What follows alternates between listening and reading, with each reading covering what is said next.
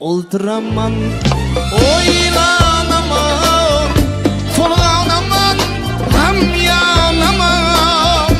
Senin mavi gözlerini marhumlar sağınaman, marhumlar sağınaman. Oturamam, oy